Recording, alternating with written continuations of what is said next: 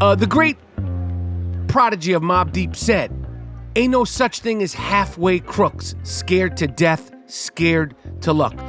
Ain't no such thing as halfway jihadist. You're either all full jihadist or you're not jihadist. You understand? You're either full fucking jihadist or you're not jihadist. The people that took over Syria are jihadist fucks. And of course, as soon as they took over Syria, they start talking about what they're gonna do next. Which is, of course, kill the Jews. Kill the Jews. We're gonna take over Jerusalem. No, you're not, motherfucker. No, you're not.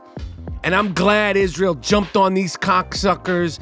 And I am glad that Israel is continuing to jump on these cocksuckers. And I am glad that Israel's de-arming them. And they have nothing. You want to take over a country? Great. Knock yourself out. Why don't you open a Starbucks, a Chick-fil-A, a McDonald's, a casino? Why don't you caveman cocksuckers get in 2025 and enjoy your fucking lives? Read a fucking book. Follow Kim Kardashian. Get on TikTok. Look at some fat titty bitches on TikTok, you sick fucks. Listen to some Chris Brown, Kendrick Lamar. There's so much. Have you ever seen E.T.? You caveman fucks. You haven't even seen E.T. You missed everything. Forrest Gump, The Simpsons. There's so much catching up you guys have to do.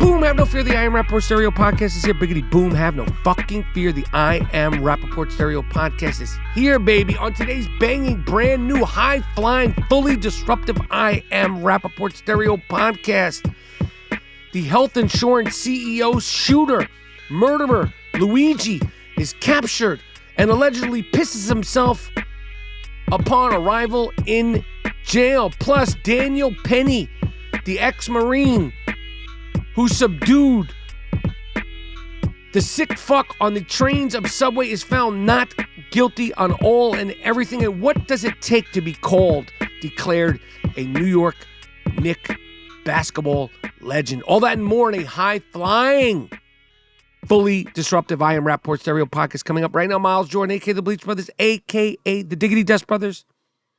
Start this puppy over something real nice. Start this puppy over something real loud. But most importantly, start this puppy over something real fucking. It's I Am Rapaport Stereo Podcast. Let's go, baby.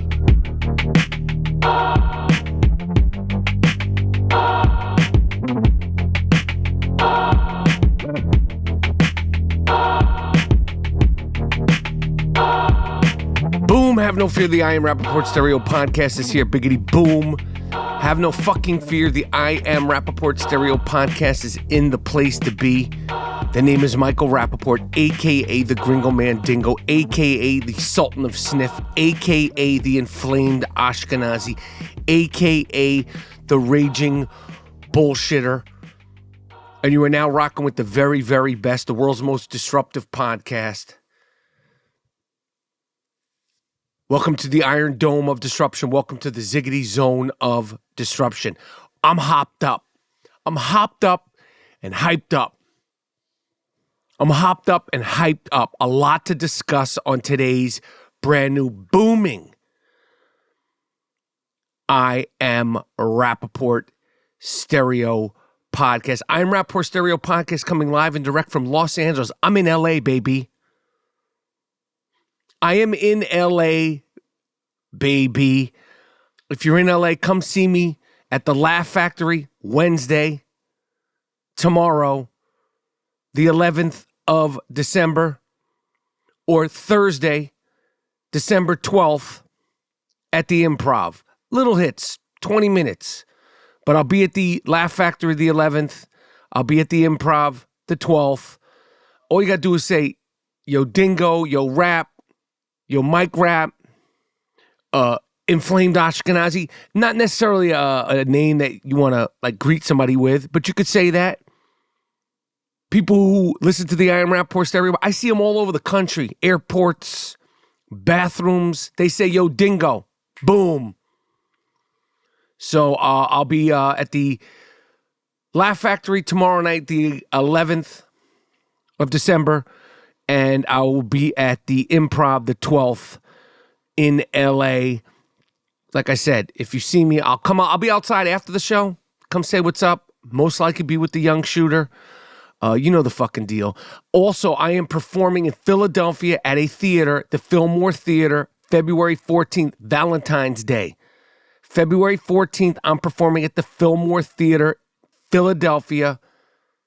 Pre-sale tickets are on sale now. Pre-sale tickets are on sale now. Got them on my link, michaelrapaportcomedy.com. Pre-sale tickets are on sale. The password is RAP, R-A-P. And I'm performing at the Gramercy Theater, New York City. I'm taking the fucking subway, Bernard Getz style. April 19th, the Gramercy Theater. I'm performing there April 19th, 2025. Tickets are on sale now also for that show. Pre-sale tickets are RAP, michaelrapaportcomedy.com. So much to discuss. But definitely come see me in Philly. Definitely come see me in my city, New York City. I said I'm taking the subway, Bernard Getz style. Let's start with this Daniel Penny, Jordan Neely situation. Daniel Penny, who is the ex-Marine. Jordan Neely, who is the unfortunate, mentally ill, drug-addicted Michael Jackson impersonator who was on the train threatening people, talking about somebody's going to die today, talking all kinds of crazy, scary shit, yelling at people, getting in people's faces, scaring the shit out of women with kids, who was subdued by Daniel Penny, the ex-Marine, put him in a chokehold, and unfortunately, this kid, Jordan Neely, died. His trachea wasn't broken. Listen, it's an unfortunate situation. It's an unfortunate situation for something like this to happen. But all charges were dropped against Daniel Penny, the white ex-Marine, involving Jordan Neely, the black, homeless, mentally ill, drug-addicted kid. And, of course, this turned into a whole shit show, an entire racial divide by some. But I think the majority of people, they get it.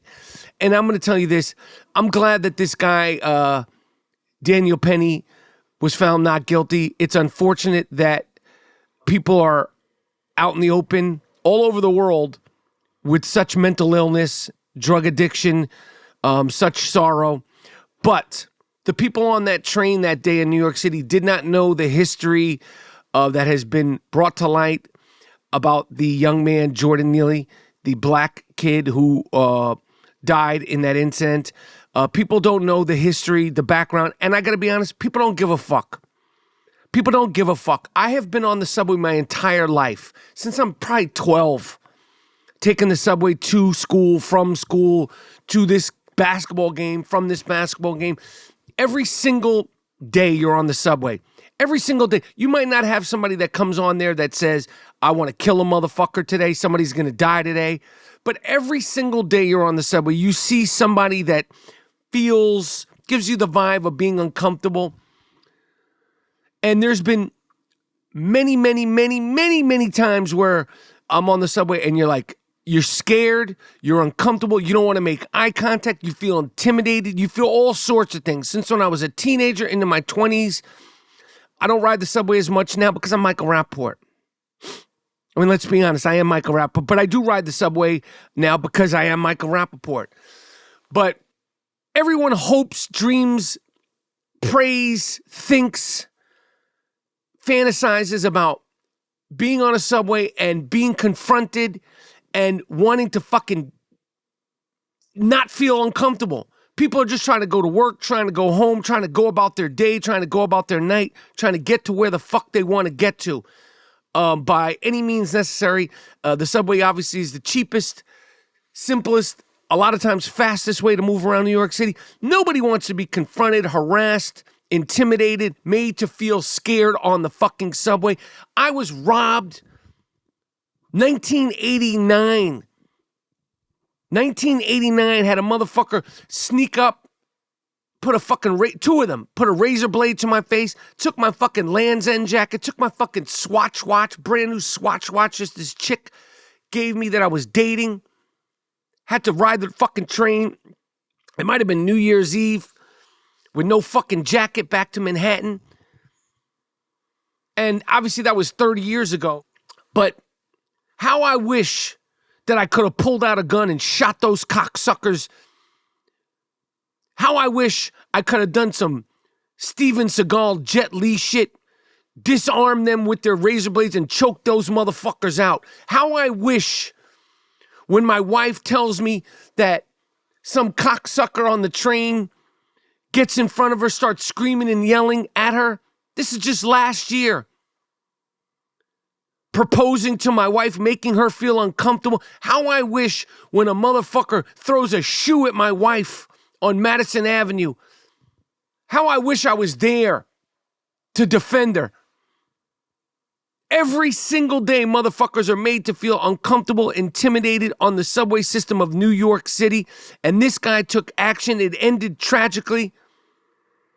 But there's no reason why he should have gotten, why things should have gotten this far. He shouldn't have been brought to trial. He was, and fortunately, a jury of his peers in New York City found him not guilty on all charges. It's a tragic situation, but like I said, motherfuckers aren't reading your bio, your dossier, your paperwork, your files when you're screaming and yelling, when you're threatening to kill somebody, saying that you don't mind going to jail tonight, somebody's gonna die tonight. I don't give a fuck. Subways are small, confined spaces. Motherfuckers are literally trying to get to and from work, jobs, homes, appointments, doctor's appointments, all kind of regular random shit. Nobody wants to be fucking made to feel uncomfortable on the subway. And those small, especially in the winter when it's cold, or in the summer when it's fucking hot. Daniel Penny's a fucking hero. He choked a cocksucker out. We all wish, hope, dream of being able to defend ourselves so we don't have to feel that fear when you're trying to mind your fucking business. And some people, air quotes, have turned this into a racial thing because why not? Why not go for the lowest hanging fruit whenever you can go for the lowest hanging fruit? Of course you're going to do that, you race hustling con artist. So many people online, innocent Jordan Neely, he was an innocent this, he was an innocent that. So many people have talked about the innocence of Jordan Neely, who was threatening to kill people on the subway, but haven't mentioned the hostages, the innocent hostages, or the innocent victims of October 7th. Fuck your opinion. Fuck your opinion. Fuck your bullshit race hustling con artist, goofy nonsense. And I don't know what the fuck this guy Daniel Penny is going to do with the rest of his life. I'm sure he will leave New York City for about a year, cut his curly hair off, and people will forget about it because there'll be far more fish to fry going forward. But Jordan Neely, despite the fact that he had mental issues and this, that, and the third, like I said, nobody gives a fuck about that in the spur of the moment. There was a woman with her 5-year-old on the subway that day, was hiding her 5-year-old behind the stroller. There was all sorts of people, black, white, this, that, and the third, and they all said they were fucking scared. They were uncomfortable. Motherfuckers threatening people, going up and down the car, the subway car, threatening people. And if I could choke a motherfucker out on some John Jones, Conor McGregor, Steven Seagal shit, Claude Van Damme shit, I would choke a motherfucker out every single day. And I wouldn't think twice about it. I Am Rapaport Podcast.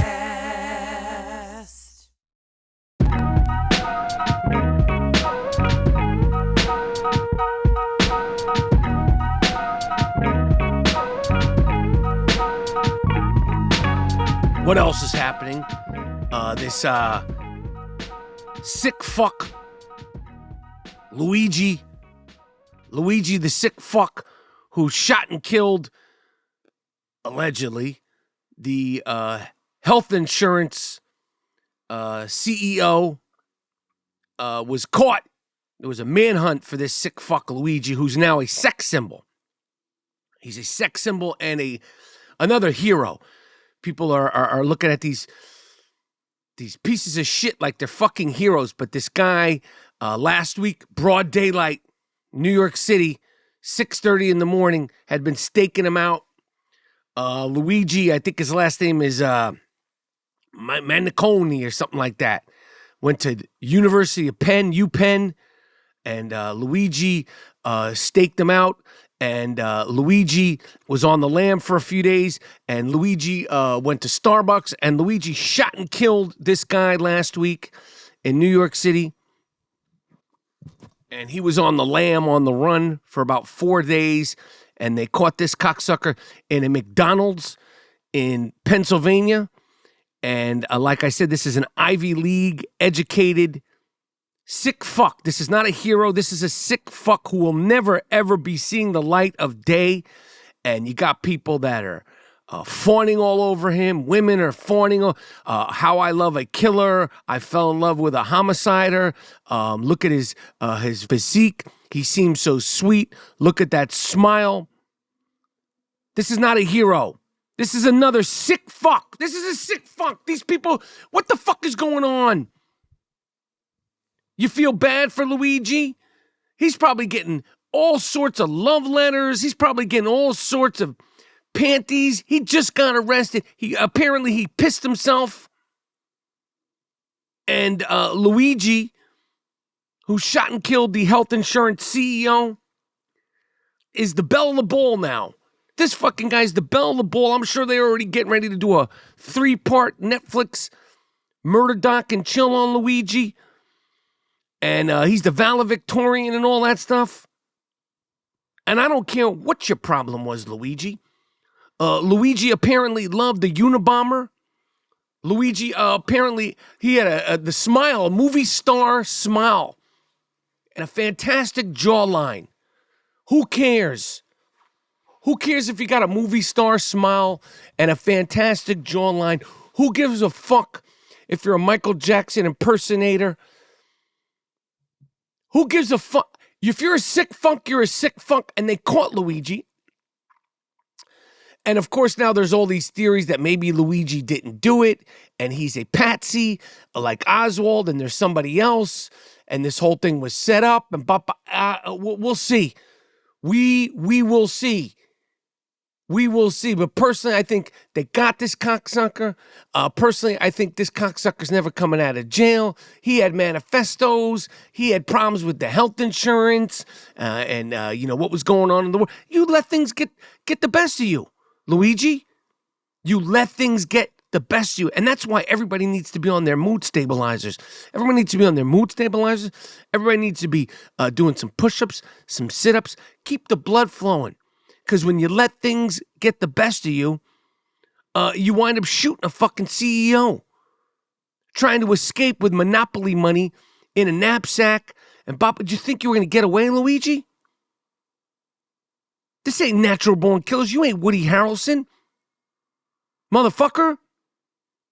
I don't care how many CIA, Jason Bourne, Leonardo DiCaprio, Matthew McConaughey, Ben Affleck, CIA movies you watch, Duke. They got you. And allegedly, Luigi pissed himself when they arrested him.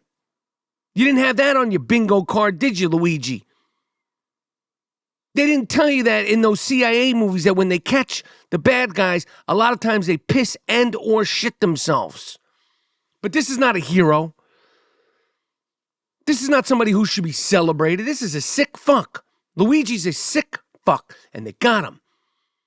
They got him. They got fucking Luigi. As I told you, I'm in LA. I gotta be honest. And this is true blue first world problems. but I don't even want to get into the story as to why I had to fly coach. Okay, now I am not a fancy big dick swinger. I mean, obviously I do have a big dick and I swing it, but, you know, I'm relatively low key, but I will afford myself the luxury of flying either business or first class, especially when I'm flying from New York to LA, LA to New York. Knock on wood. That is one of the luxuries, you hear me knocking, that I have afforded myself. Whether I'm being flown for business or I use my own miles, whatever. I stack those fucking miles. If I got to fly myself, I stack those fucking miles. One thing led to another, and I'll say I have to take responsibility for it. But on my flight out to Los Angeles, I wound up for the first time in I don't know how long, we're talking maybe 20 years, that I was in coach from New York to LA. I have flying coach for shorter flights because of one thing or another, miss a flight, you know, last second. But these are short flights. And I got to tell you, flying coach is a different fucking reality, folks. Flying coach is a different fucking reality. And these planes are ginormous. I haven't been in the back section of one of these planes in years. These fucking things are huge. They're like football fields. You know, from the beginning to the plane, where I'm normally sitting, to the back of the plane, you do a couple of laps up and down the aisle, shit, you get a workout in. But man, you have to fend for yourself. The storage is tight. They give you water 2 times. They check on you twice. And they're not nice. I'm going to tell you something. First class, holy shit. You got warm nuts. You got waters up there. Can I help you? They know your name, Mr. Rapaport. Thanks for flying with us, Mr. Rapaport. And not in a GP, general public, not in coach. Fortunately, I was in an aisle. There's no way I could do it if I was sitting in the middle. I was sitting next to this woman and this other old lady. Man, I don't know how you do it. I'm 6'3", long-limbed.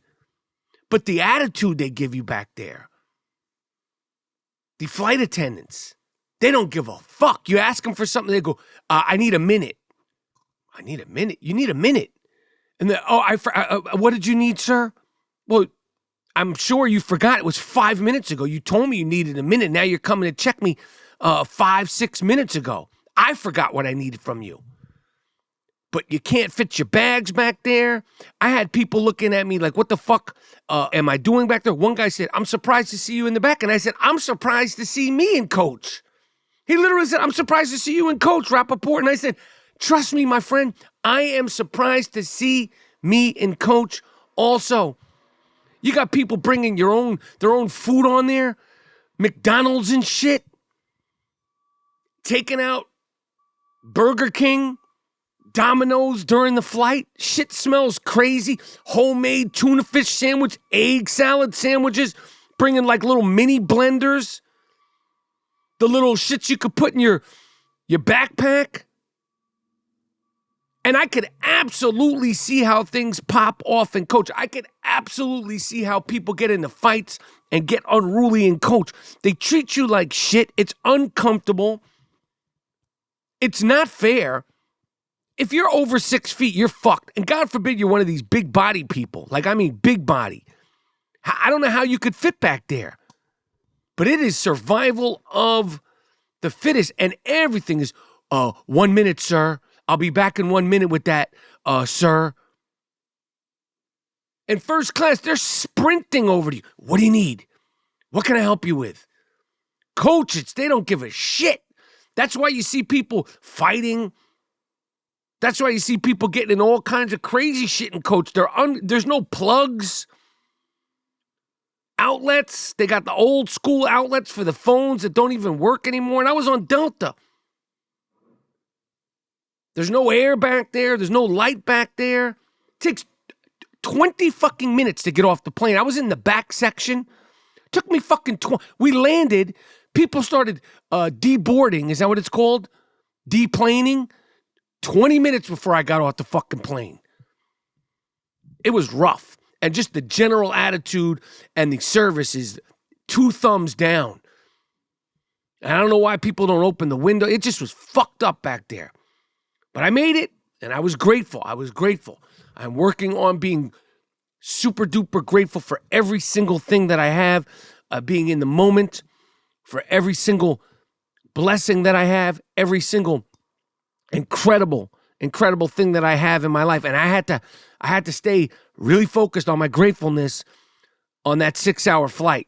That shit was it was like 6.5 hours considering the time it took to get on and get off the fucking plane. It was rough back there. It was no joke back there. But I made it, and I was grateful. But I am podcasting about it. Shit. I Am Rapaport Podcast.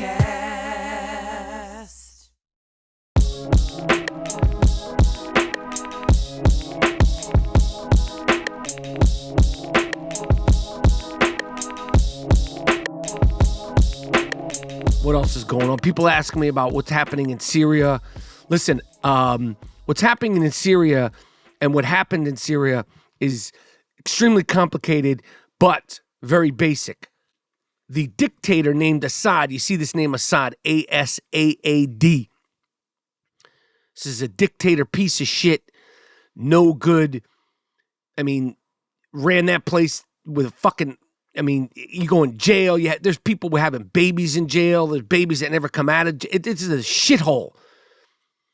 A dictatorship. The real McCoy killed his own people. Hundreds of thousands of other Syrians, Kurds, this, that, and the third. And it was taken over by some... These are terrorists. Some people are calling them heroes. Some people they took over the country, and they're just as sick as the dictator. The guy who took it over, I can't remember his name. It's Khalid something. He used to be ISIS. He used to be Taliban, and now he got his own crew. And they took over a country. And Israel right now,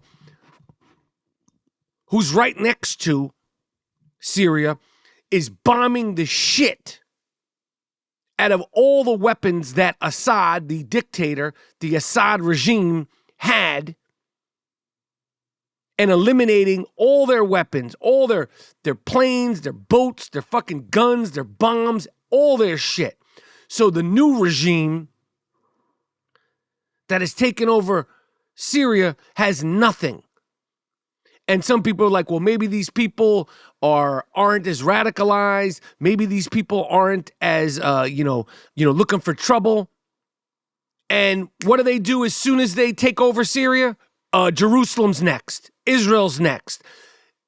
The great prodigy of Mobb Deep said, ain't no such thing as halfway crooks, scared to death, scared to luck. Ain't no such thing as halfway jihadist. You're either all full jihadist or you're not jihadist. You understand? You're either full fucking jihadist or you're not jihadist. The people that took over Syria are jihadist fucks. And of course, as soon as they took over Syria, they start talking about what they're going to do next, which is, of course, kill the Jews. Kill the Jews. We're going to take over Jerusalem. No, you're not, motherfucker. No, you're not. And I'm glad Israel jumped on these cocksuckers. And I am glad that Israel's continuing to jump on these cocksuckers. And I am glad that Israel's de-arming them. And they have nothing. You want to take over a country? Great. Knock yourself out. Why don't you open a Starbucks, a Chick-fil-A, a McDonald's, a casino? Why don't you caveman cocksuckers get in 2025 and enjoy your fucking lives? Read a fucking book. Follow Kim Kardashian. Get on TikTok. Look at some fat titty bitches on TikTok, you sick fucks. Listen to some Chris Brown, Kendrick Lamar. There's so much. Have you ever seen E.T.? You caveman fucks. You haven't even seen E.T. You missed everything. Forrest Gump, The Simpsons. There's so much catching up you guys have to do. But for some reason, it's like a genetic disposition. They just want to kill Jews and eliminate Israel. That's not happening. That's not happening. So in a nutshell, it's like bad guys took over Syria from other bad guys. That's my quick, easy, basic analysis of what has happened in Syria. Jihadists took it over from other jihadists. Radicalized sick fucks took over Syria from other radicalized sick fucks. And to quote the great prodigy from Mobb Deep once again, ain't no such thing as halfway crooks. Ain't no such thing as halfway jihadists. Halfway crooks, scared to death and scared to look. They shook, cause ain't no such thing as halfway crooks. Scared to death and scared to look. What else is going on? The Knicks, the New York Knicks, who are playing very well, they had a big night. They had Legends Night at the Garden. And let me tell you something. It doesn't take much for the Knicks to refer to you as a legend, because anybody who ever played for the New York Knicks was there, and they got these legend jackets. And I mean no disrespect to any of these guys. Obviously, there were some true blue New York Knicks legends there, like the great Earl the Pearl Monroe, obviously the great Walt Clyde Frazier, who still does games, and Bill Bradley, and Bernard King, and so forth and so on. And I'm not going to name names, but Iman Shumpert, this is a Knicks legend. He was there. He's got a legend jacket. No disrespect to my man Ron Artest. Is he a Knicks legend? I mean, guys like Rod Strickland, he was there. Obviously, Patrick Ewing and Latrell Sprewell, Amari Stoudemire. Amari, this is a great Jew. Is he a Knicks legend? Herb Williams and all these, old school guys, Larry Johnson and all them. Eddie Curry, this is a Knicks. I mean, is it anybody who's played for the Knicks? Eddie Curry's a Knicks fucking legend? And the sad thing is that the only person that wasn't there, the only person that they can't make it right with, is the glue of all the glue, the great Charles Oakley. He was not there for Knicks Legend Night. They can't make it right with Charles Oakley. But it was great to see so many of these players that, I watched playing, I documented in my 30 for 30 when the Garden was Eden. Award-winning 30 for 30. It's always great to see the Pearl and Patrick Ewing and all those guys. But like I said, my man Ron Artest, is he a New York Knicks legend? Come on, man. Come on. I mean, there were some people there that I was like, they played for the Knicks. John Wall, no disrespect. But they got these fucking Legends jackets. And finally, of course, Juan Soto is now a New York Met. I'm not a big baseball guy, but my man Nick Turturro, big Nick Turturro, who I said it when he was on the pod, nobody knows New York baseball and loves New York Yankee baseball like my man Nick Turturro. And Nick went crazy about Juan Soto, and Juan Soto could have signed with I think he got $755 million or $700. Anyway, the Mets gave him $5 million more than the Yankees did. Go play for the Mets. You don't want to be a fucking New York Yankee. You want to play for the Mets? Go to fucking Queens. No disrespect. Go to Queens, Juan Soto. Play for the fucking Mets. The Mets ain't the Yankees. The Mets ain't the fucking Yankees. I don't have much, to say about that, because obviously I'm not a big baseball guy, but I am fully invested in the NBA. I am fully invested in the NFL. I am fully invested in my fantasy football teams, which has been it's been tough. It's been tough. But we bounce back. We move and groove. Although I didn't make the playoffs, there is still money to be made and gains to gain in fantasy football going forward, which is smart. So that you can't just tank and you don't set your lineups for the rest of the season. But it's been a rough fantasy football league.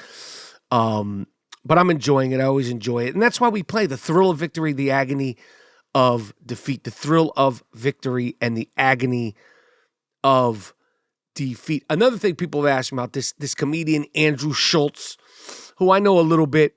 He got himself all deep in some Kendrick Lamar shit. Kendrick Lamar in his last album, or his newest album, he has a line that says something about don't let no white comedians talk about black women. And I'll be honest, a couple of people said he's talking about you, Mike Rap. Andrew Schultz took it upon himself to declare that he was talking about him. And I think that he did that because that's just the type of shit that he does. I don't think that it was verified. I know that it wasn't verified. We don't know who the fuck he was talking about. Some people said it was Gary Owen. A couple people said maybe he was talking about me. I was like, I hope he ain't, because I ain't going to say shit about Kendrick Lamar because I respect him. And also, like, I don't want that LA culture beef. But Andrew Schultz, the comedian, took it upon himself to go on his podcast and, talk all this shit about Kendrick Lamar. Not about his music, but just was popping shit. And then Kendrick Lamar's fan base, which you knew this was going to come, they came at him hard.